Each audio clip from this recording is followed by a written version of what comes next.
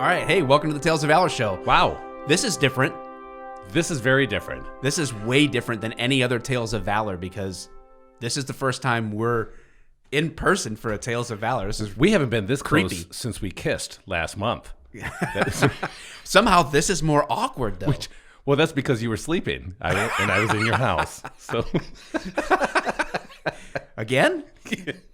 It is what it is, man. You gave me a key. You know what? The thing is, I didn't realize restraining orders expired.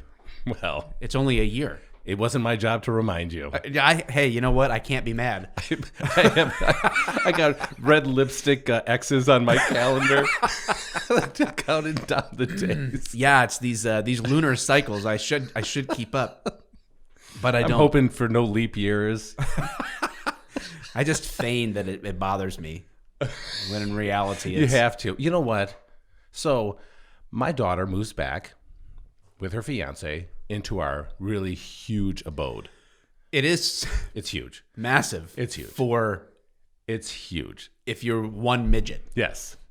If It you would are. seem like vaulted ceilings, actually. It would. But she brings her cat. And so... Wait a second. I didn't even know this. Oh, my gosh. So there's more than Louie. Yeah. Oh, my gosh. Yeah. Bro. Hey, why do you think my cat cries all the time? Because Because it misses you when you're podcasting and leaving him alone. that too. But they are so dumb. They can't... They're cats, Dave. They can't help but they like each other, but they pretend they're like school kids. They pretend like they don't like each other, but then her cat named Gucci, Of course. it is, and Gucci's in the bedroom, in their bedroom. They shut the door. Louis crying, wow, wow, like crazy. Pretends like We all know what Louie sounds like. That's for sure. we do. And then when the door opens, Not in this episode. but when the door opens, they act like they hate each other. So then all of a sudden, she'll bat at Louis. Louis will run out. She'll chase Louis, and then she'll look like, and then run back in, and then he chases her. I'm like, you guys are seriously like elementary school kids. You know that they like each other, but they act like they hate each other. That's like you and I. Yes, just like you and I. Long story short, come right back to it. I'm Gucci and you're Louie. That's right. Okay. Yeah, I never want to be a cat, though. Well, it's too bad. All right. You want to hear some reviews? I sure do. All right. First, well, yeah, I guess I guess we're gonna have to. I could look at this. We'll have to address. You can look at that camera and I look at this one. Address the elephant in the room. First of all, we're doing video. We're doing This is video. the beginning. We promised that video is coming. Yeah, the beginning of the end. Yes. Maybe. It could be. I don't know. It could be. You never know. You just never know. That's true. Let's put a pin in that conversation. Yep. I'm with you. And yeah, so we promised video like 2 months ago. Wait, we first said it of was all- coming. First of all, how do we not have a cork board? And every time we say that, we just put another pin in there just to see how many tacks we actually get in this It would wall. fall off the wall because It it'd be would heavy. fall It'd be off very the wall. heavy. A corkboard can only have so many pins in it, and ours would fall off. There's only so much surface area on a cork board. Yeah, it's contrary to popular belief. There is a limit to a corkboard. That is true. So welcome to seeing us on video while Yeah. we do this. It's true different Tales for of Valor. us. Yeah. We usually see each other, but still, it's still different to like. Yeah. I could touch you. To see how beautiful you are in real life. All right, jumping into the reviews. Also, full disclosure on this before we get into this. God, yes. Yes.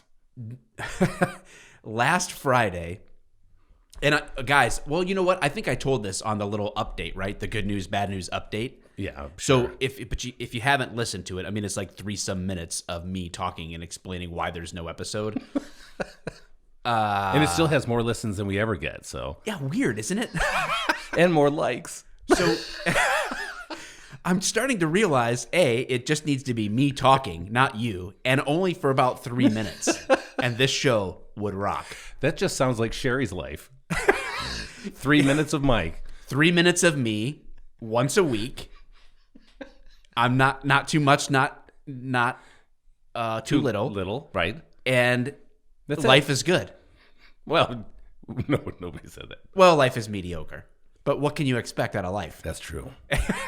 So anyway, yeah.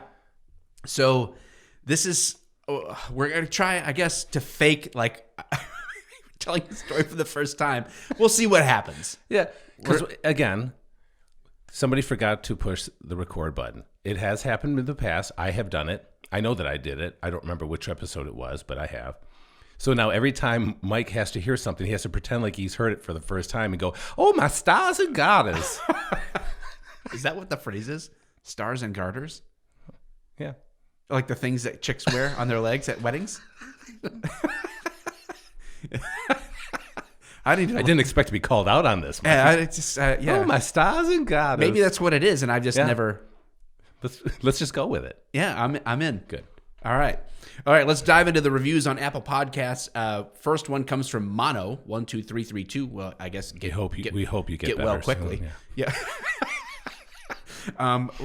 Title is Raw Dog for Life. Oh yeah. And I love it. The number 4 and LYFE. I love it. Yeah. Oh yeah. 5 stars. Love the pod. Have been listening for a while now. Finally thought I had something to contribute to the reviews in the beginning of the show. I suggest the new motto for the show. Oh, wait. Oh, we read that one before. Semper Rudis. Here we go. Doggone it. Mike. Why is the underpaid producer not screening these things for me? Because he can't keep up. Okay. Semper Rudis, Raw Dog for Life. I love it. Yes. You, sir, got 2 reviews mentions for a 1. You really got your money's worth. 2 for 1. That's right. That's what I'm talking about. Yeah. 2 reviews, no reviews. That's our motto. That's what we've always said. Ever since. All right. But for real, although we do hope you get well quickly, Mono. 12332. Okay, Mr. X5144, my second 5-star review. Nice. 5 stars. I wrote a review a few months back when I was only 7 episodes in, and I've been a faithful raw dog ever since. All right. This show is great. I love the laid-back atmosphere Dave and Mike set. The listener really does feel like they are sitting in the room enjoying a beverage with them as they tell you a story. Since they seem like the kind of guys I'd really enjoy having a beverage with, that's a real plus. I really appreciate how they read the reviews each show. I think it's awesome that when one of the guys is telling the story, the other guy asks the same questions I have.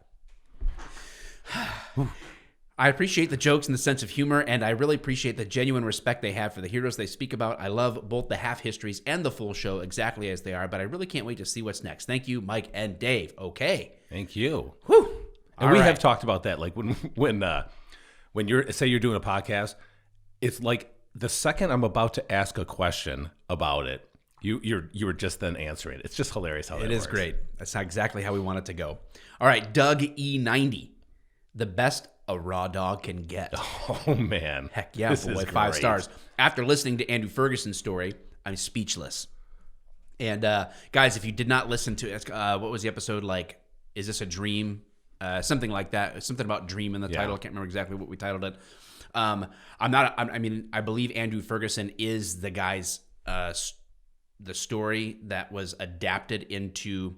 It was wrapped around like a fictional type writing to express. Well, they had somebody else was basically helping him to write it, to put it down on paper, right? It's a very interesting book. Go back on that episode. I don't know if that would be considered like a ghostwriter or something like that. But yeah, it's a real interesting thing. I don't pretend to have an exact hold on how what the process was, but it was very the writer was able to take the soldier's experiences and put it into an actual story, wrap it into a story, or his.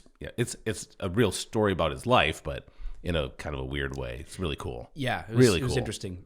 Excuse me. All right. It's the one thing to hear the story of what they did or have been through completely different when it's their own words. Yeah. His was the best episode so far.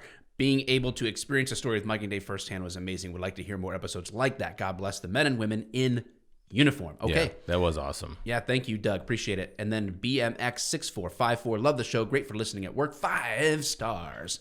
Hey, 5 star, no star.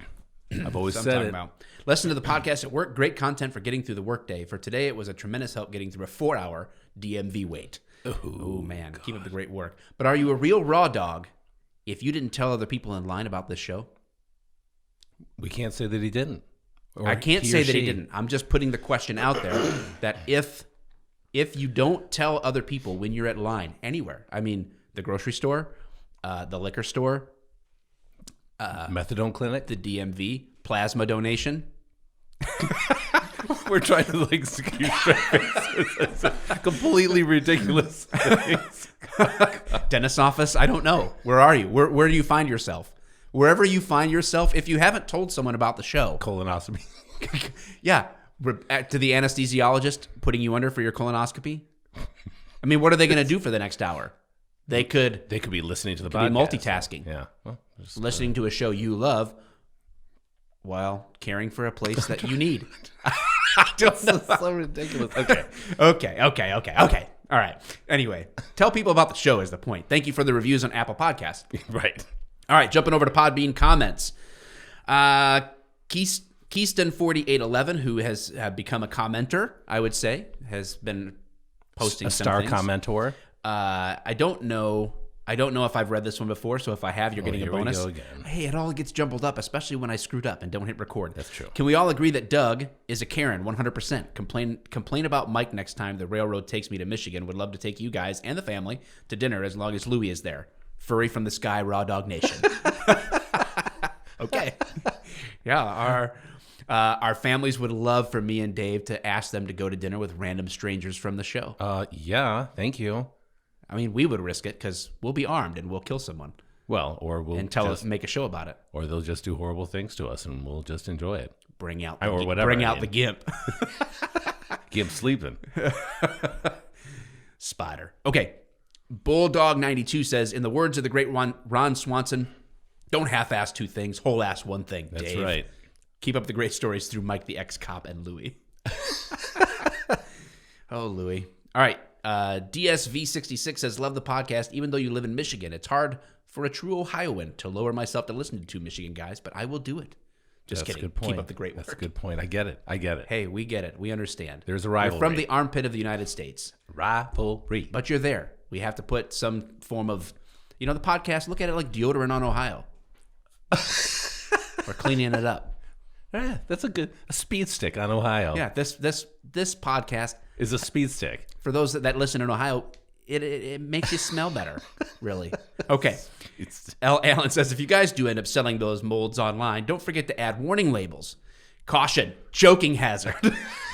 You did read this one off. I did read this one off, but it's worth it. But it's worth the second read. So if you didn't listen to the episode where I don't even know, was it in a full episode that we talked about the molds of our members? Shall we say? I'll be honest, I blacked out. So we do usually end up talking about our members right I have before no blackout idea. stage. I have no idea why it's not worth mentioning. Anyway, caution, choking hazard. Mike, please pause for Dave's reaction. Then add a lot of dots. Contains small parts. Well, that is worth reading twice. Alan, thank you. Let's see. Rieger. I always Jeremy, please send me a DM, us a DM, how to pronounce your name. I think it's going to be Rieger. I would go Rieger. Yeah. Rieger the raw dog. Rieger, the raw dog Rieger. Yeah. 99. To answer your question about how girls in the BSA works, because Dave caused quite a stir with his half history. There are boy troops and girl troops. They don't mix. They complete the exact same requirements and do the same stuff. From experience, they definitely can keep up with us. Yeah, you really stirred the pot there, Dave, with your BSA podcast. With my BS. But yeah, you put the BS in BSA. I did. I apologize. I did put out. I said, because I don't know all the specifics. But if we're saying that the boys and girls in the Scouts never, ever, not once, ever interact, not even once, not even this much, then hey, that's cool. But I don't know about that because boys will be boys and they'll try to find the girls. It don't matter where. Oh yeah, for sure. Yeah, get that coitus patch. They're Boy Scouts. Oh shit, that sounds really bad now that I think about it. It's really bad. Yeah, oh well. Strike it. Strike it's that been from the stricken. Record. We don't even have a producer in the room. Just strike this from the record. He's not even here anymore. Our producer literally left the room. That's how much sense. He doesn't even listen to the show. No, I don't blame him. Son of a bitch. Yeah. All right, Rieger is back. He received the medal with crossed palms, Scouting's highest award for bravery. I assume that means your BSA podcast. Yeah, I don't know what. I'm not sure about all the awards. Yeah, I'm not either. Turkey Burger Bum says, "Can we get Louis merch?" And yeah, we've definitely thought about a variety. It's one of our pins in the corkboard. We pinned up. Yeah, Louis merch is coming. Yeah, I'm doing like we actually have a corkboard. I'm doing like this. I'm pointing. We have the General Mantis that I need to get hung back up. Yeah. I moved back. I left these offices. Now I'm back with more space than ever. Yes, you did do that. And I never gave the key back, so I still have a key. yes, you do. Do you really? I think I do. Why would I throw it away? It's a key. Nobody throws keys away, ever. Even if you don't know what it's for. I really want to see that key on like a little janitor key thing for you. All right. I feel like we banter more when we're directly in person. I think too. you're right. Oh my I need it on a lanyard, like a zip lanyard. Yes. So I could see a certain type of photo behind you for Louis, for sure. We'll see. We'll see. All right. I think that'll do it for comments and all that stuff.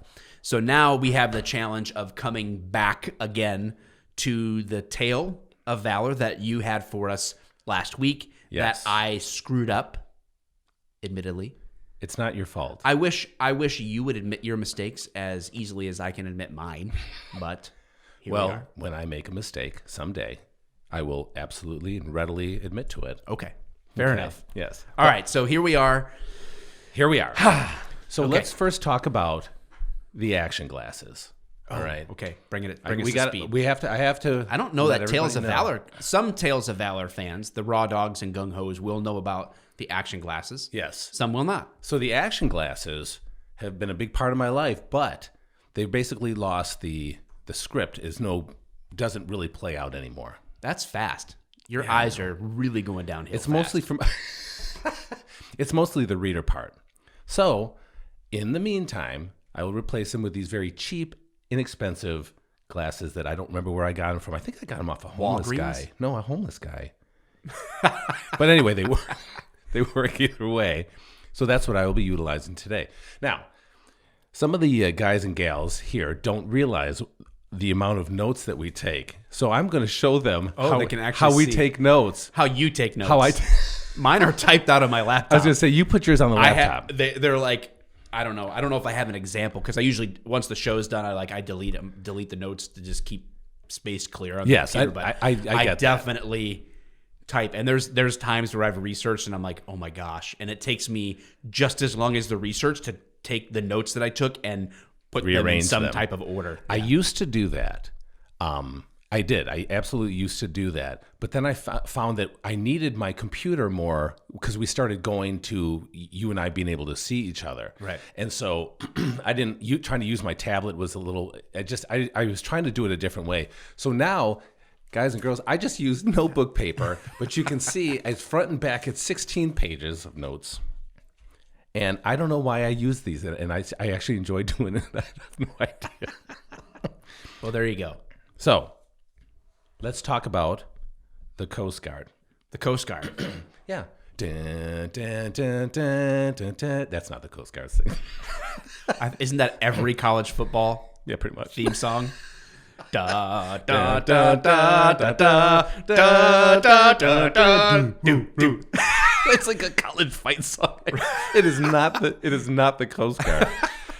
So, we're going to talk about the strength of the Coast Guard. The Coast Guard is actually pretty awesome because I was looking it up, and so you guys know or not that one of my cousins just retired from the Coast Guard. He was a rear admiral. Don't do it. Don't do it. I have to do it. I have to do it. Why don't they change the names? I don't know. But I get tradition. Tradition is weighty. It's powerful. it is. But some things gotta change, man. I understand what you're saying. I'm just saying he was a rear admiral. Yeah. Don't stop. Nope. Sure he was. Well, he retired in May, but he was in the Coast Guard for I feel like the Coast Guard years. is the heterosexual version of the Navy. Oh my God, it is. I think it is. What? You guys are Both have disrespecting. long Disrespect hard- the branch. boats full of seamen. Oh, God. Both of them. Both branches. Vessels, if you will. Vessels, if you will. And I Yeah. will. So let's talk about the Coast Guard strength. Almost 41,000 active soldiers or personnel. That's a lot. Yeah. I suppose maybe I expected even a little bit more than that. But When I think about that 41,000 number, I do think when I think about the size of the coast of the USA. Yeah. you would think, but they can cover so much area in a decent amount of time, I would guess. But how many stations do you need for, for much complete distance coverage, of time? right? I don't know, right? Because a lot of people do think, obviously, of our borders as being just the land part, but our true borders includes space in the ocean.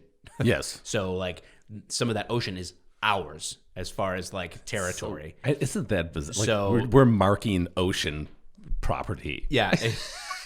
Yeah, exactly. So how many boats does it take? How many helicopters does it take? How many airplanes does it take? That would be a good question to see, like, what is the strength? That? What is the strength of the Coast Guard? Because I don't actually have that. But 41,000 active members, 7,000 reserve, 31,000 auxiliaries, and 8,500 civilian personnel as well. So it's a pretty good size operation. But I guess now I think about it, like, maybe that just seems a little low. Because we're talking about the coast. And, the U.S. has a coast. Oh, there he goes. Here he goes. The UPP. Yep, he's back. Just making sure everything's running. Good job. He saunters. He like At least he didn't forget about us. he did like somersaults in. Yeah. Try somewhere else. Wait, we need him.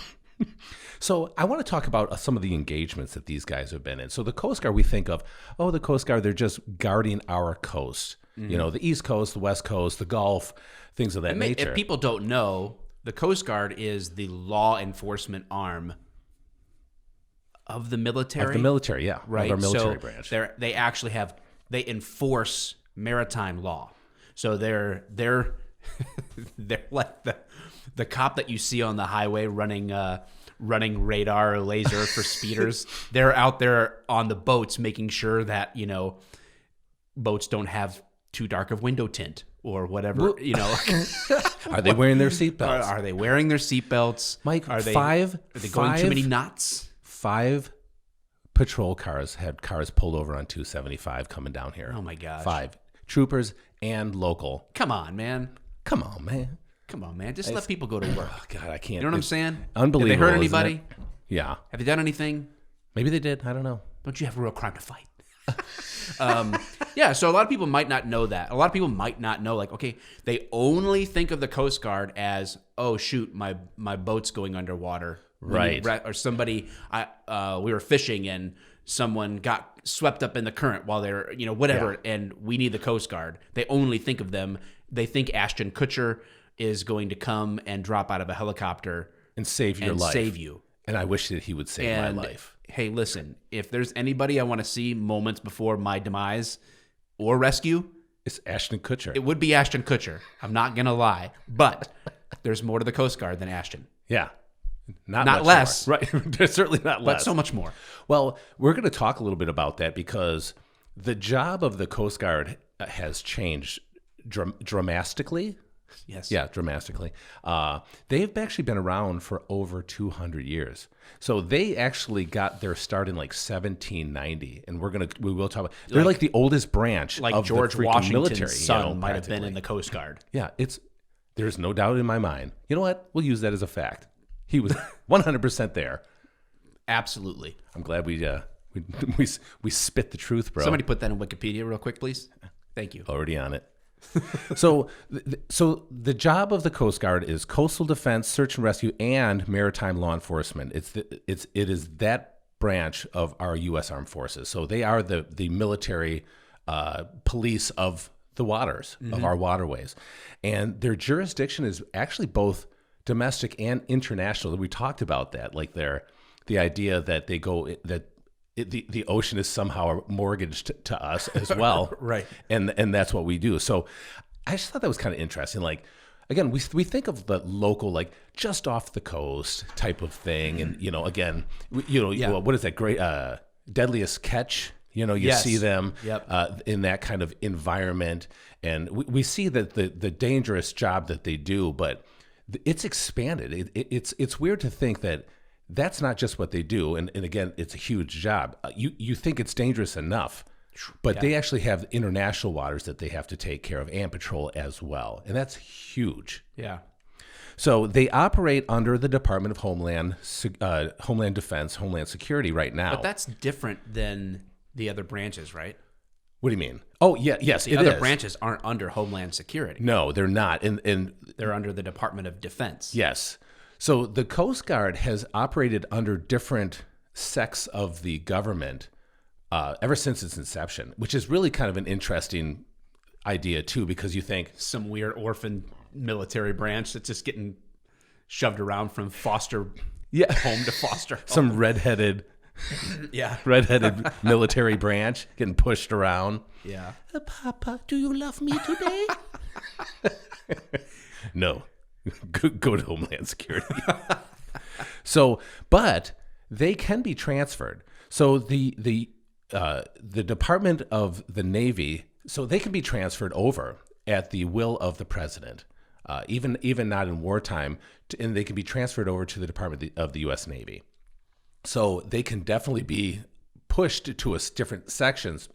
In this case, it's just to the Navy, but the Congress can actually do it as well in times of war with a vote. But the president can do it anytime. So he can just go, okay, you're going to be part of the Navy, and then it's true. So it's one of those things where in this we're going to start seeing why this is kind of a cool idea, because I had no idea the stretch of or the reach that the Coast Guard had until I started looking this story up about this individual. We will talk about him in a few.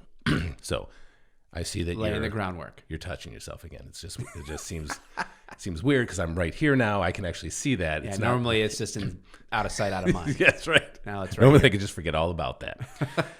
So we'll talk about their beginning, their inception. So they were created by U.S. Congress on August 14th, 1790, at the request of Alexander Hamilton, which he's been around. Been around the block. Not a very important guy, but anyway. They were Really actually good at dueling. I hear. He's a dueler. He's a dueler. Always challenging people to a duel. Well, that is true. But they were called back then in 1790 Revenue Marine. Now, Revenue Marine. It's Law going to start. enforcement has always been the same. Just It's going out to start there really collecting coming revenue. together here very soon. So Alexander Hamilton, he headed up the Revenue Marine as he was the Secretary of Treasury. Again, ooh, this is starting to make sense. How can we put more money in the coffers? Exactly. So their original purpose was to collect custom duties at U.S. seaports. That was their original job. Yeah. So the captain of these ships also had the authority to seize vessels and goods that were liable for breaches of revenue law. So they could come in and board and do all the crazy stuff that you might think, wow, they could they're just basically, they come in, they can inspect the property or the goods that are on, make sure that the taxes are being paid at the Right. seaports. like you said, the Department of Treasury. Really. But that is how they got their start, right? I'm not Alexander Hamilton. Yeah. I'm not judging. Nope. So they would also board and inspect vessels, again, to make sure that they were in compliance with these taxes. Do you have enough life rings? That's $100. You imagine $100 back then. Probably the cost of the price of a boat. Right. They also fought alongside the Navy after its inception, because the Navy came after the Coast Guard. What's interesting to me is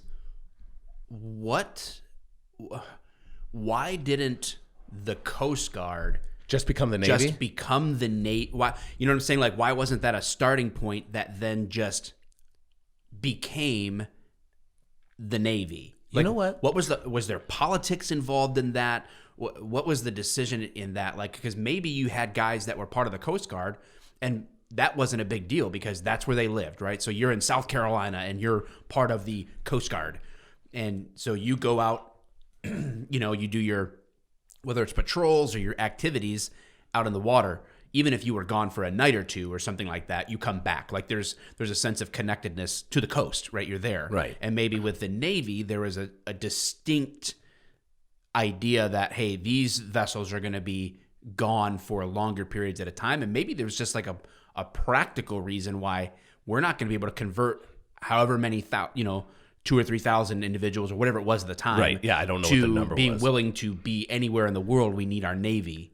Maybe was that it, or was it like?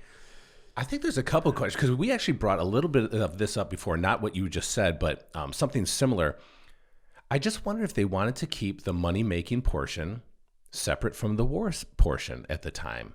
Yeah, well, yeah, exactly. Let's be honest here. Once the government gets a taste of $1, Yeah. it doesn't give it back up. No. So yeah, like, but still, why not just have the Navy locally collects that revenue, and when they're they could do both. That's it's a just good an question. interesting thing. Maybe some people that are part of the Coast Guard or the Navy know that history a little bit better than we would, and can comment or educate us there. Well, on we were why talking about they that. ever were split. Yeah, why? Because you even had local militias or local armies for, per the states. Like, Yeah. Did that happen? Is that how the Navy got its start too then? Or, I don't know. Because I could imagine that if the Revenue Marine was a federal branch, that did the Navy, before it got its start or as it was getting its start, was it separated by state? Yeah, I don't know. I don't know. I don't know either. So it's an interesting. I'm sure somebody's like, "You guys are idiots." I cannot wait to. I Literally cannot found wait this to answer comment. in 5 minutes in Google. I cannot wait to leave 5 stars and then comment on this. Yeah, leave 5 stars even Yeah. for criticism. 5 star, please. no star. We always said it. So they actually, and I looked up a list of the engagements that the Coast Guard has been in, and we have already talked about this, but it is bigger than I thought, even since you and I talked about it. And I Really? will go over the list. Okay. But let's talk about, they actually fought next to the Navy during the quasi-war with France, the War of 1812, and they did a counter-piracy. The War of 1812 kind of baffles me, honestly. I know. There's a couple wars that it baffles me too. But what the Coast Guard's involvement in that, I just that's kind of like, what? I know. But, well, I'm going to start reading some of these. You're going to do the same thing. You're going to be like, what? How did that happen? But they did counter-piracy, of all things, in the Gulf Coast. Yeah, So actual counter-piracy. they became pirates. Yeah, and not like the By piracy attacking pirates. like I'm stealing your files. The USS Napster was not one of the names of the Coast Guard. Captain Ulrich wasn't. I am Lars, defender of the seas. They call me Lars. You're taking 1 shekel from us now. It'll be 10,000 pieces of silver later. I don't know. Well, but that's what they did. It's thinking about when that was happening. These were literally like pirate ships. It's not like they had motors back then. These were actually sailing vessels, dude. It's just weird to think our government was attacked like pirates. It's like Pirates of the Caribbean. Caribbean? Caribbean. In some circles. Not any I've been a part of. Tater totter. But I thought that was really cool. I'm thinking, man, the idea of pirates is so far. It's fantasy to us. Sure. The idea is fantasy. It just doesn't make sense to us. Right. It is so a thing, and so well, we know now today. So they weren't attacking Somali pirates back then. Yeah. It was they were on the Gulf Coast, and they actually had several engagements with pirates in 1819, 1820, and 22. So that kind of pushes us into the early 1800s. And in 1832, they took on, this is important, the job of assisting Marines in need, or mariners in need. So this was kind of a change in that So pivot. it existed basically for 42 years before they ever started taking on the role of actually rescue at sea. helping people. They were used to They take their money. taking, but not giving back. And so, but this was kind of pivotal, right? 1832, that's when they started assisting mariners. And I think there was a push in that. It was a political thing, because they're like, hey, look, we pay money in taxation, and you guys board us, but you never even help us if we have problems. And so that was one of the things. And in 1837, it actually became an official part of their duties. Gotcha. Which I don't know why it took 5 years for them to 5 years to it was like realize that 5 it year was nice to help people 5 year drowning. beta. So I have no idea, but again, that's politics, right? So their ships were crucial in the Mexican-American War. It's just so weird to me.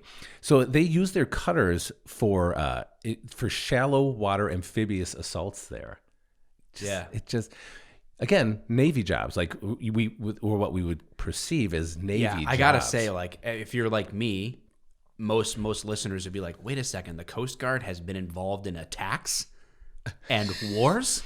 What? Well, think about what they have today. Like the idea that they're just these little cutters and these little ships, the little red and white ships that you see bobbing up and down in sea, they actually have some pretty big amounts of equipment in ships that actually have assault capabilities. Yeah. That's badass, dude. It is. Yeah. So we'll fast forward to the Civil War because, they're just doing their thing. April 11th, 1861. I remember the year very well. Oh, yeah. The USRC was Harriet Lane is what the Coast Guard, I say Coast Guard. It wasn't called the Coast Guard yet. Fired. Wait, what was it called? The Revenue Marines. And it even changed names in between that to the Revenue. I got you. Yeah. They fired the first shots of the maritime conflict in the Civil War. So the Coast Guard is responsible for firing the first maritime shot water, at sea. At sea. In the Civil War. Firing a shot across the bow of the civilian steamship Nashville. Steamship. Oh my gosh. It was trying to enter the Charleston Harbor during the bombardment of Fort Sumter. And because it had no identifying marks or flags, so it fired the first shot. It was like the early identify yourself. That's exactly right. That's exactly what it was. So the life-saving effort of the service expanded even more in 1870. So they just it's kind of I'll wait. So. The idea that the Coast Guard... I'm not saying our show is sponsored by Black Rifle Coffee, but I am saying... So you're saying there's a chance. That if you use the coupon code Mike the Cop at checkout, it could save you 20%. One time. What? Give it a try. I'll do it now. Oh God. It just sounds so weird when you do it. Okay. So they actually saw action in the Spanish-American War in 1898. They did a blockade of the Havana Harbor during the Battle of Manila Bay. So these guys actually have done some crazy stuff. So I actually want to read a little bit of what I found there, a list of their engagements. Quasi-war, the War of 1812, the Seminole Wars. Don't ask me. That sounds like it's in Florida. Yeah, I'm sure it is. West Indies, anti-piracy operations, which we did talk about. African anti-slavery operations. See, that would be a cool job, or that'd be some really cool stuff. The black market of slavery. Well, they tried to, Interesting. That's really cool. I didn't even think about that. Now, that would have also been an impact on when that happened and which part of the government had a greater influence over that branch. Yes. Or group. Well, maybe not. Maybe this was after the Civil War, I guess. I don't know. Fascinating, though. Something I did not know. That is really cool. But it actually kind of talks about, actually, I could probably click on to it, but Mexican-American War, the Civil War, the Spanish-American War, World War I, World War II, which this is what the actual story, our hero is going to be about, the Korean War, Vietnam War, the invasion of Grenada. What? Seriously? Invasion of Panama. They've been around with the Persian Gulf, Operation Uphold Democracy, the Kosovo War, War in Afghanistan, Iraq War, Operation Inherent Resolve. They have been a part of all of it, Michael. I feel like we've unearthed a conspiracy theory here. I know. Oh my gosh. I know. How do they do like Navy ships transport the Coast Guard ships? Because when I think of Coast Guard ships, and I've seen, I think I told you the other day when we went to D.C.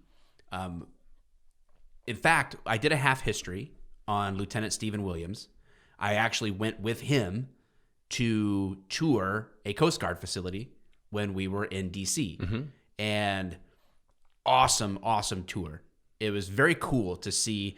It was eye-opening about how the Coast Guards operate and kind of what they do, and very fascinating. Like their control room, and I describe them as like it's a firefighter police officer hybrid at sea. Yes, It's crazy. That's very accurate. And we got to go on board a couple of their ships, but they were I mean, you get on them, they're not tiny little boats, right? But they're also not, you would not think Navy when you get on them. They're meant to be very fast, very maneuverable. Cut through the water, Yeah.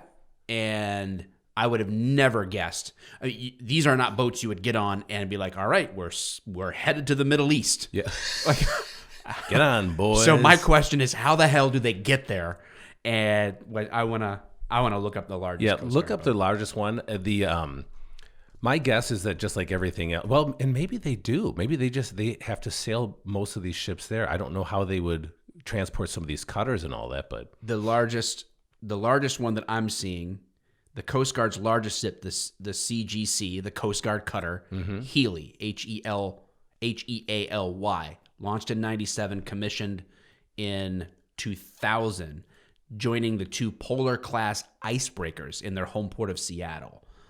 And how big is it? Boy, there's some freaking big ships. Does it have guns on it? I don't know, but you can. Holy crap, that's not a small ship. No, How big is it? What's the height? The length let me try of to it? scroll down here. 420 feet. What? That's bigger than a football field by a lot. 4 diesels, 2 shafts, because it's full of seamen, and always a rear admiral to oversee it. Here we go. Okay, and but this sucker at 420, I feel like this is super fast. Its range. I said speed is 17 knots, That seems which pretty is good for a 16 more than Don knots. That's all I know. That's my frame of reference. No, that makes sense now. I wasn't getting it. And now when you said it helps you kind of picture what 17 would be. All right. Just picturing oh, good Lord. And multiply it by 17. Okay. The range, though, 37,000 miles if it's Holy traveling crap, at like half speed, 9.25 knots. So like however fast it is, 37,000 miles. God. So it's That's more than 10 miles. easily. Yeah. So, yeah, I mean, like I'm looking at some of these ships. If you just look up the largest Coast Guard boats, you'll find Wow. what I'm seeing. But I mean, this is not small. It's not a small operation. And I see Which makes sense for- airplanes. Oh yeah, airplanes, know- helicopters, which makes sense. Actually, that's my cousin flew helicopters. He's even flown planes. Yeah. It's an all-encompassing thing. It's pretty cool because when we talk about international waters, of course, you're going to need some large vessels. Look at this, dude. to do the job. Look at this. He's showing me on the computer. It's a freaking sailboat. It is a sailboat, And that's not old. Holy That's crap. modern. That is a sailboat. That's an actual sailboat. Like What are it the looks like it's actual- from the 1700s, but it's painted with the white and It's painted orange. modern. Yeah. That's awesome. Fascinating. Okay, we could go down that trail for a while. We could. So let's talk about the modern U.S. Coast Guard. It was created in 1915, 28th of January, by Woodrow Wilson, who signed the Coast Guard Act.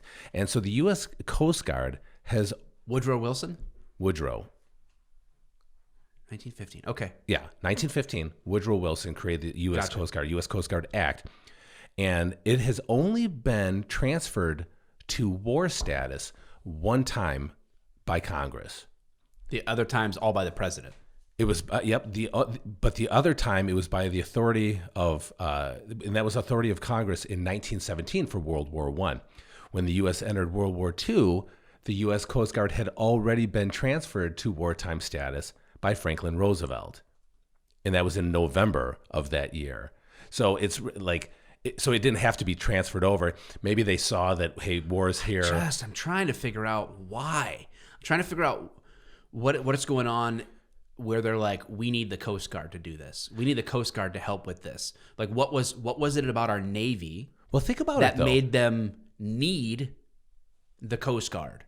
Well, again, And remember, that's not a dog on the No. Coast Guard. I'm saying, like, what is the interplay here to where the decision is being made? You know who we need to add to this is we need to add the Coast Guard. Why? But What was it? think about what's going on, right? So when we talk about the states as they began developing and the U.S. was becoming a country, we had this shift from local militias and all that to more federal operated militaries.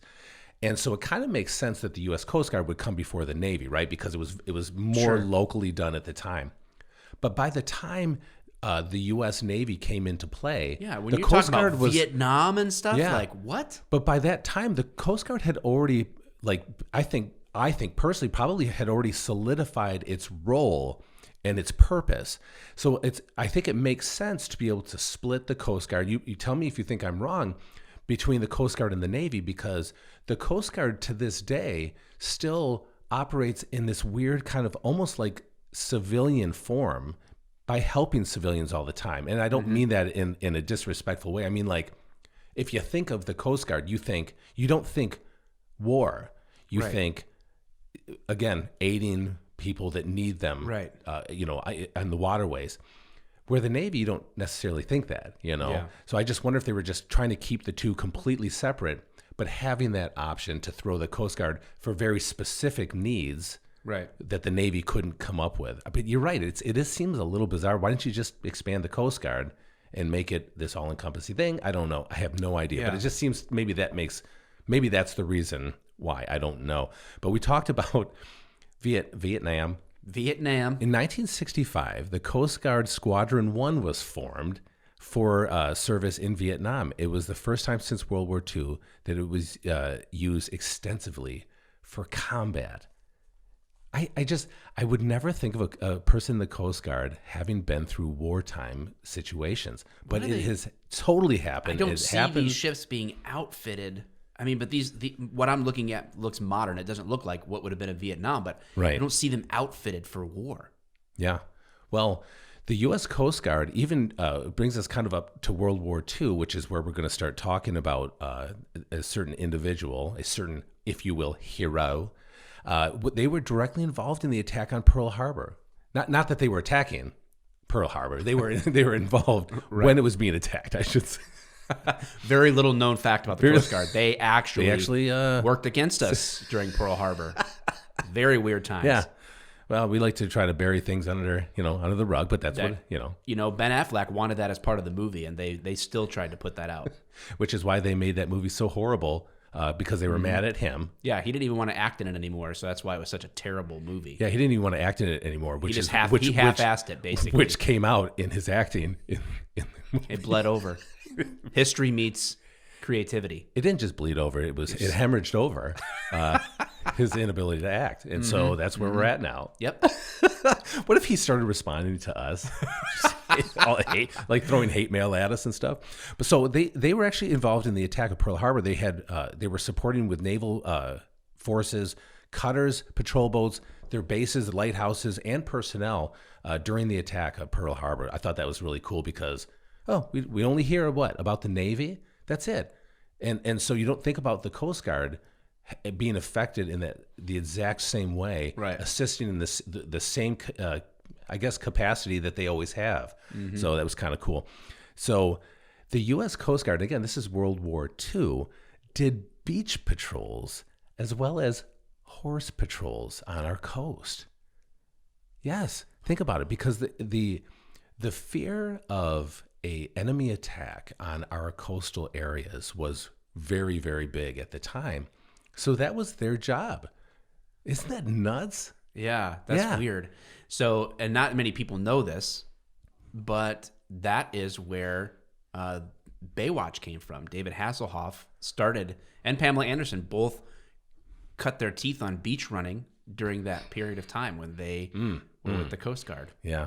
It's amazing. The little factoids that you learn or make up, it's just... Wikipedia. Thank you, Wikipedia. Donate $3 today. Oops, this is awkward. We need you to donate money to keep us going. But you can still read it, even if you don't.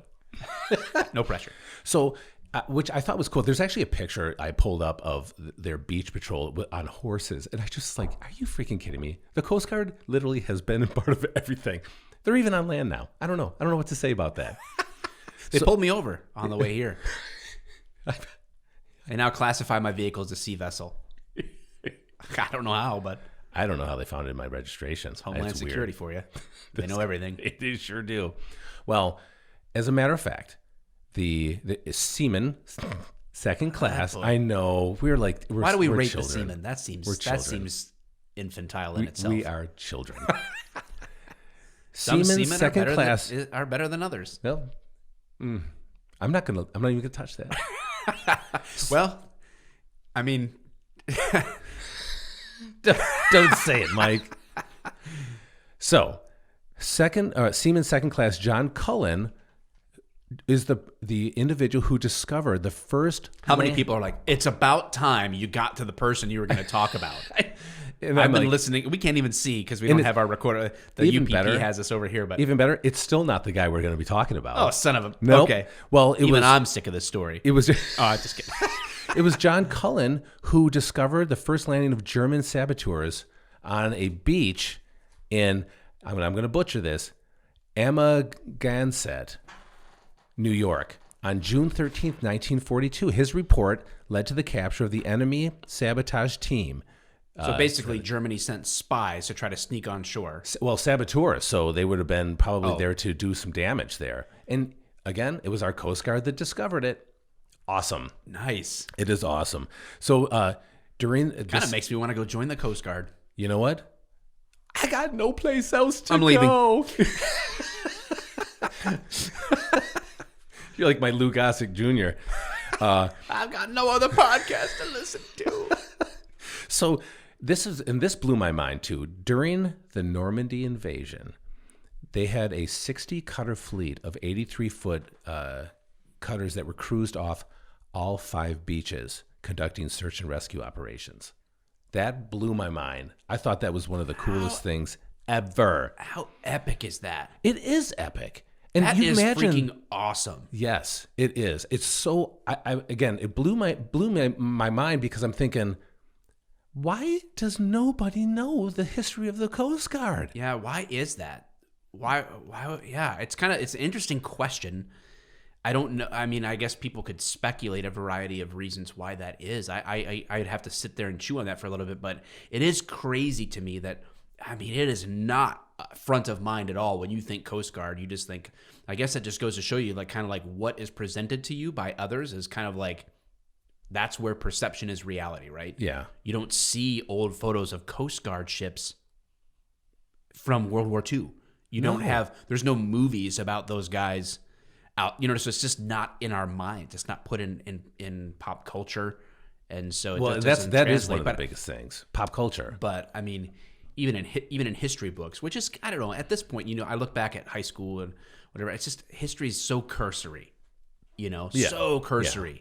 Even for our modern education, we don't, you hit different things, kind of key moments, but you don't learn the depths of what's available. That's for sure. Well, even now, think about when we were in high school now, the amount of history in that many years, decades. Yeah. So even the stuff that we learned isn't maybe being touched on because you can only teach so much history in so much. Yeah, you're what are we going to teach? And history only expands. It only is getting more detailed. Yeah. Yeah. And so you're right. It's just barely a thing. But I'm just wondering how after 230 years, one of the oldest branches of the U.S. military, how is it they've just been living in the shadows, it seems like. As I read this, as I see where they've been and the things that the Coast Guard has done, how is it that they've been living in they seem to be fine with it. It's cool, man. We'll let the Navy take this one, or we'll let the Army take that. These guys are living in the shadows. Yeah. And they seem to be fine with it. They're like, I like that. I like that. But you would think that there would be more movies. We've seen some Coast Guard movies, right? Right. Yeah, we talk right. about Ashton Kutcher, but when have we ever seen the war part of the Coast Guard in any kind of movie? You know, even I guess you could. Well, maybe they wouldn't be able to tell because of the craft. It's not like they would be white with orange stripes on there in World War II. But Right. I don't know. It just seems like they're just living in the shadow, and they seem to be completely fine to that. So that brings us to our hero of the day. Not you, Mike. Not me. Dang it. Douglas Albert Munro, spelled Munro. Okay. This dude was born, I say dude, but he was a little guy too, October 11th, 1919. He is the only member of the Coast Guard to ever receive the Medal of Honor. Amazing. And I look at some of the excursions of the I'm like, how is that even possible?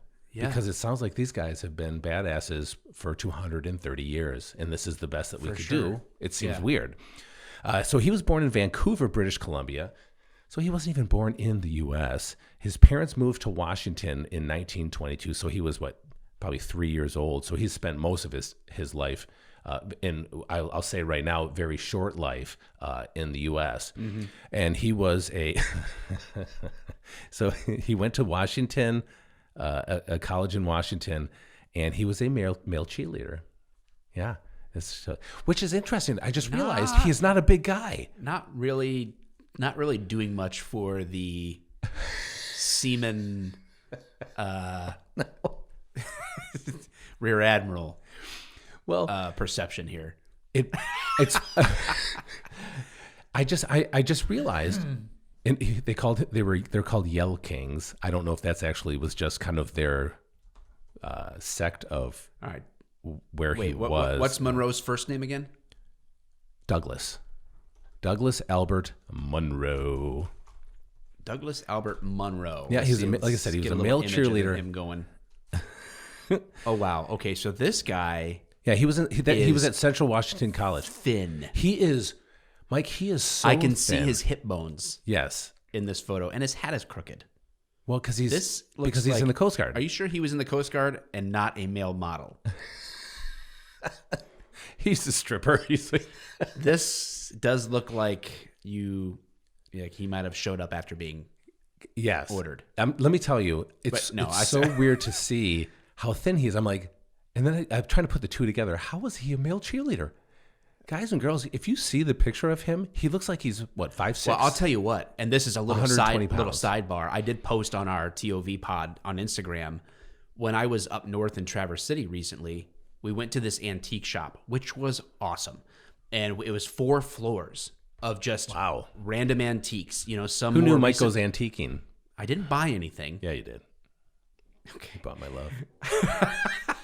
I actually was trying to find old war story books. Okay. But either way, it was awesome. They had all kinds of different military uniforms. Oh, cool. From different conflicts, different ranks.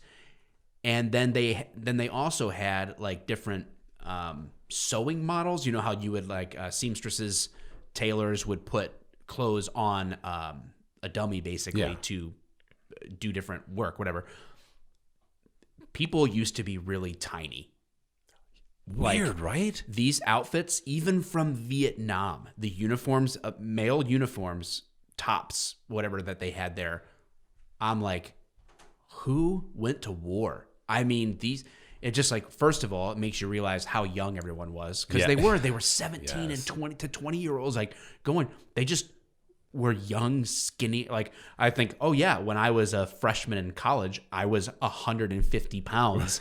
Right. I was rail thin. You know what I'm saying? Like, it is like, weird. Okay, that's why. But I mean, he's exceptionally thin. He's exceptionally thin. And but actually, even guys that were larger, you know, it's now that the modern warrior is like, hey man, yeah, you're 185 to 210 pounds. Yes, in people shape. Are just you're bigger too. now. You know, it's just What if you didn't realize you actually went into a doll hospital like place, and it was actually just little Ken doll like outfits, and you're like the Zoolander. You just actually think you're like, seriously, I can't even believe how small people. What is this? A military for ants? You're just talking about you, and right now your wife's going, "Oh my God, I can't even believe He thought that was real. That was a doll shop. It was literally there was a Ken doll was showing off a uniform. People were so tiny back then. It's just, the whole idea is so ridiculous. So we'll move on. Okay. So he was going to Central Washington College, and in 1939, the threat of war was pretty big for us, right? Because we were already aiding Britain. So he decided to enlist in the military, and he chose the U.S. Coast Guard. And as he told his sister, the reason is because their main job was saving lives. So if that gives you an indication of how awesome this guy is. So you guys don't realize that Mike's actually looking at his phone. They could probably see me. But he doesn't realize that he's being recorded now. Oh, I do know. The whole time. I do know. Okay. I was trying to call you out. So anyway, but his sister said that was the reason. He said, I want to be a part of something that saves lives. So that gives you an indication of the character of Douglas, right? This guy was, oh, good Lord, here we go. The UPP showed me an apple he was eating. Oh, that's, yeah. I did a Trump thumbs Is up. it a Granny? Granny Smith? Probably not. I hope not. So I hope it's a Honey Crisp. Those things are freaking good, dude. Oh, they are good. They're the best. Well, we have to talk about the podcast. Sorry. But It's lunchtime. Speaking of food, I know you want tacos. It is Ooh, Taco it's gonna be Tuesday. good. So It's Taco not- Monday. It's Taco Monday. Well, you call it whatever you Mexican Monday. want. Mexican Monday. That's Yeah, what I call it. he was super skinny. Since we're talking about food, and he actually had to go on an eating binge just to meet the minimum requirements for Oh the my Coast Guard. gosh. But you saw. The I wish I picture. had that problem these Yeah, days. I know. There's my first world problem. That poor guy. You know. Yeah. So if that gives you an indication of how thin he is, again, look at his picture. We'll probably post it for the podcast. He's Yeah. super thin. I'm definitely posting this Just photo to right here. meet the minimum requirements. Like, okay. And so that was where he actually met his soon-to-be bestie. Not like us. He's not. like us. They were close like us. Who they dubbed the Golden Dust Twins. Now you have to look up the Dust Twins. I got To us, it makes no sense in the way I don't know what it would translate to for us today, but the Gold Dust. I don't know Gold how to, Dust Twins. I don't know. You if probably this is gonna, can't see. I don't want to take the thing out of focus if the UPP has it, but I will. I don't know if the. Yeah, I'll do a slide over. You know what? I'll post 2 images Okay, for this okay, podcast. that's so a people good can idea. slide over and see this. But It is a good I will say idea. this. This isn't this was last week when we were trying to do this podcast, Mm-hmm. and I looked this up. I was dying because I don't even know what it looks like. Grown men faces on baby bodies with abs. Let's say with abs. It's so weird. And then this whole internet search of gold dust or dust buddies or dust twins showed up on my wife's computer because I was borrowing her computer to do the podcast. And she sent in a family group chat like, when dad borrows your computer, it's just these random like weird babies with in a men tub faces. photos. Like she's like, what is going on? She's on a list now. But what's funny is that it's not weird to her at this point. Yeah, Like, it's just- looking at my search history is just anybody would be weirded out if they looked at my search history. Not me anymore. I could Not tell you anymore. that. Not after 98. So Well, the internet was a little bit younger. It then, sure too. was. I was kind of like You were younger I was then. an explorer, really. you sure were. I was in uncharted internet territories. We all were. So We all were. You got me to think for a lot of what you can find now. Well, I don't know what the equivalent would be for the Gold Dust Twins, but it was kind of a way of they were inseparable, right? And so that's what Munro and Evans, inseparable from the very beginning. Mid-1941, they both volunteered for reassignment to the attack transport, the USS Hunter Liggett. And so they were always volunteering. I always found both of these guys volunteering for bigger, better, and more dangerous things, which is really kind of cool. In 1942, the transport was assigned to a transport division, number 17. It was supporting the Guadalcanal campaign against That is the ship they were on. the Japanese.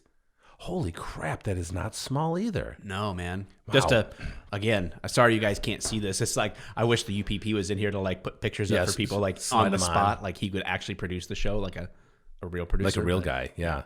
Well, But Munro, that is it's very big, large. right? And so looks to be steam powered too. Dude, at this point, it could have know. been. But Anyway. So Munro and Evans then volunteer as small boat handlers because of a coxswain. Here we go come again. on. I know. Why are they doing know, this? but They had to know back They then. knew. People had to have some of the similar languages now. I know. They knew what they were doing. But things were they were more innocent back then. You know how everybody has this QAnon theory about like this, or there's like this underground ring, red shoes, all this other stuff. There's something going on with the Coast Guard here and the Navy. It's not even spelled the same. Coxswain is COXSWAIN. So There's something going on here. There's a society. We'll put a pin in it. Okay. We will put a pin in enough. it. I'm almost out of room on that side, but we will do that. So there was a lack of or a shortage of coxswain, they're basically boat drivers, and so they volunteered for this, and so they were given orders to ferry troops ashore during the third attack wave at a beach that he was. So then he was going to be attached to the Marines on that beach to help with ship to shore, shore to ship communications. Okay. Because I think that was his original job. I think he was a signal guy, and then ended up being a boat driver as well. And so they say that there is an interesting story because Munro, Evans, and a guy named Master Sergeant Huribut, Huribut. No, it's just a last name. Made this 80 square foot hut out of packing boxes and scrap metal, which somebody described it as quite a swank establishment for Guadalcanal. I just love when words that people use to describe things. So it's probably an 8x10 shanty. Where did they build this at? On the probably shore? near base or whatever at the time. I don't know, but Why? I don't know. Okay. So let's talk about September. So this brings us to September 42. September 20th, Munro volunteers to lead a small boat. It's like a search and rescue to recover a Navy plane that had gone down off of Savo Island, which I don't know. It's probably near Guadalcanal because, again, that's where he was. And his craft came under extremely heavy gunfire and from the Japanese, and they had to leave and maneuver. He was able to get everybody to safety, but they weren't able to save the ship that had been down. But good news, the ship was saved, I think, a day or so later by other means. But that just shows, like, he was already in, like, putting himself in danger, being shot at, and everything else. I just think that's something to note, because it wasn't like he was just on this transport carrier for 2.5 years before he all of a sudden gets into action. No, the Coast Guard, these guys were already seeing actual combat, and that was no different. So that was on September 20th. 7 days later, and that's going to bring us to our story. September 27th, 1942, 3 Marine companies were ordered to attack the flank of Japanese positions on, and I'm going to, again, I love to butcher things because, Matanikau River. And to you, sir. And so he was placed in charge of the second landing crafts. And it's going to start. It's really interesting how a small part ends up being such a huge part in this. So he's placed in charge of these 2 landing crafts and 8 Higgins boats.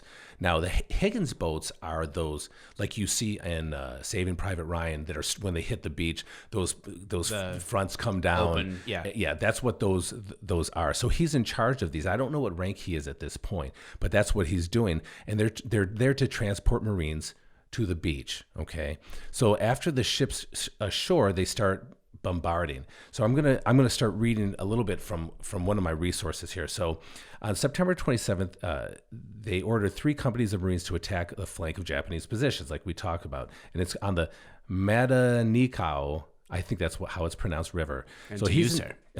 And good day to you, sir.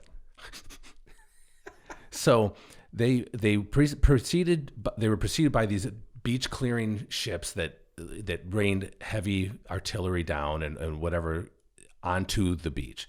So they were clearing the beach first. They were going to land.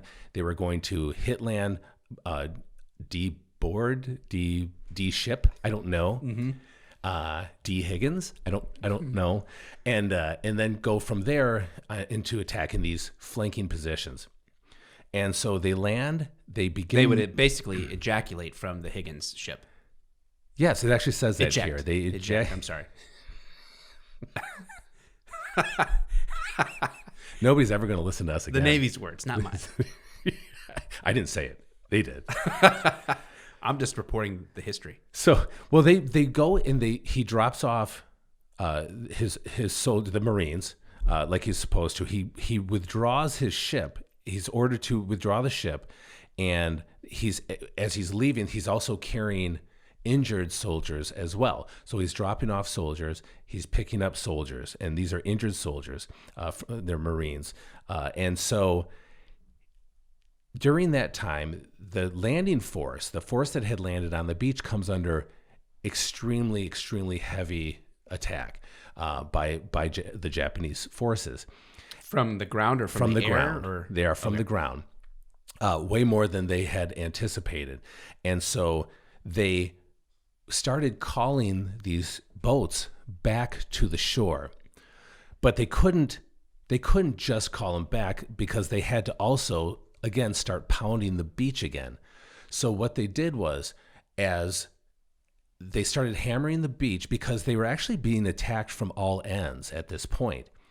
So the Marines on land were pinned between the beach and being freed by Japanese. So the Japanese actually were able to find themselves in the middle, blocking the Marines from escaping. So they call in these boats to come back, and they start pounding this area, this land, full of artillery to remove the Japanese. Well, they do a good job of clearing a small area in which the Marines are able to actually get to the beach. Mm-hmm. During that time, he starts heading that way. So Douglas hears the call. He starts heading that way. And let's see if I can try to find. I really want to make this a really how it actually happened. So he starts finding his way to the beach. The attacks start coming in. He actually ends up positioning his ship in a way that helps blockade, because these are big ships, from the enemy, the small enemy arms of the Japanese attacking these Marines who are retreating, are leaving.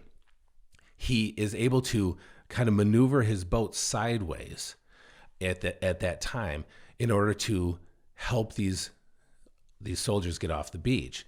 And that's when he's actually hit by machine gun fire and killed. And I'm like, man, it's such a weird, because I'm not sure exactly what that must have looked like, him being able to maneuver his ship in such a way.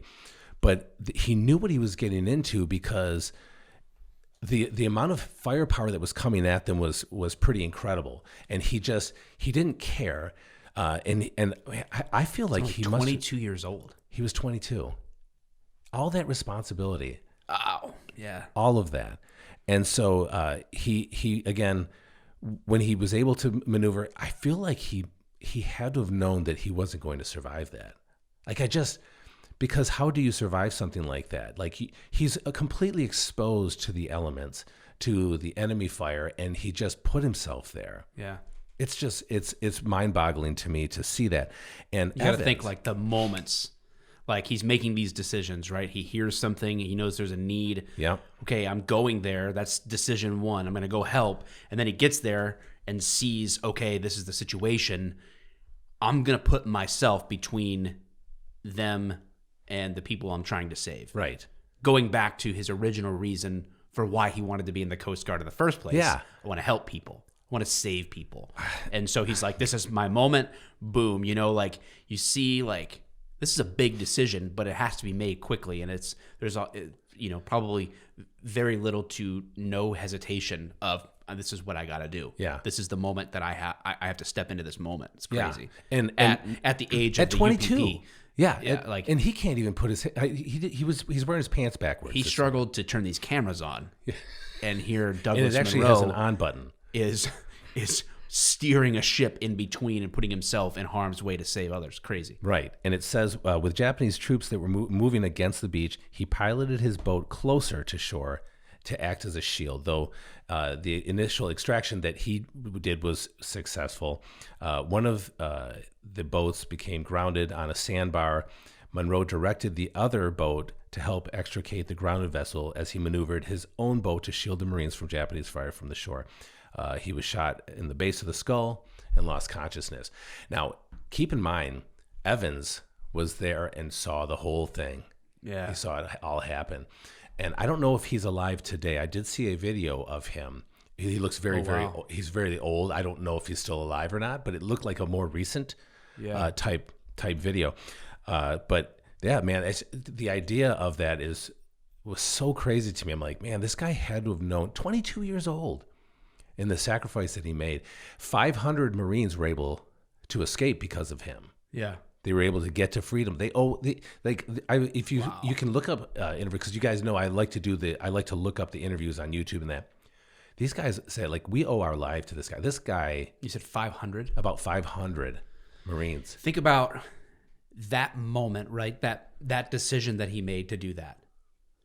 500 other lives, now with wives, children, family, grandchildren, great-grandchildren, the jobs that they do, whatever that is, the innovation they may have had, the ripple effect of that momentary decision of Douglas Munro within a few seconds of a 22-year-old born in Canada, moved to Washington, skinny, 22 years old, skinny kid that wants to save people. The ripple effect that is impacting us, really, when you think about it, has an impact on us here right now, an impact on every person listening to this. Yeah. Because we talk about like 6 degrees of separation, or the world is a lot smaller than it may seem, and those 500 people and the impact that has all these years later, 80 years later, is just almost unfathomable. Yeah, I think, and again, I know we say this quite a bit, but it's amazing how one person can change the course of history. Yeah. And I think that this is, even though it maybe is a smaller to some of the stories that we've talked about, but maybe not too. Yeah. I mean, it is amazing. So he was buried September 28th, one day later, 1942, the day after his death on Guadalcanal. And in a letter to James Munro, this lieutenant, or I think it was a colonel, described Munro's grave as being marked by a wooden cross constructed by Evans. And according to I guess there's a biographer that's been going around, the public details of his actions were chronicled in the Seattle Times on October 15th, 1942. So that's about 2 weeks, a little over 2 weeks after, though initial reports did not reveal Munro had been killed in action. 4 days later, Coast Guard officers arrived at the home of the Munro's parents to inform them of his death.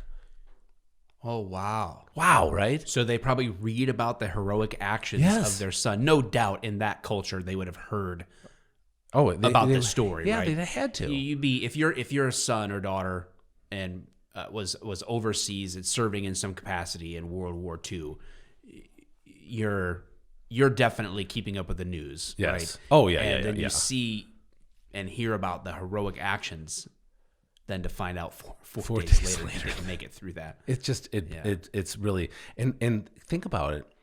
That was a long time even after his actual death. So they didn't find out for almost 3 weeks after his death that he had passed away. So I am going to read the citation because I think it's very interesting. For extraordinary heroism and conspicuous gallantry in action above and beyond the call of duty, as officer in charge of a group of Higgins boats engaged in the evacuation of a battalion of Marines trapped by enemy Japanese forces at Point Cruz, Guadalcanal on September 27th, 1942, after making preliminary plans for the evacuation of nearly 500 beleaguered Marines, Munro, under constant risk of his life, daringly led 5 of his small craft toward the shore. As he closed the beach, he signaled the others to land, and then in order to draw the enemy's fire and protect the heavily loaded boats, he valiantly placed his craft with its 2 small guns as a shield between the beachhead and the Japanese. When the perilous task of evacuation was nearly completed, Munro was killed by enemy fire, but his crew, 2 of whom were wounded, carried on until the last boat had loaded and cleared the beach.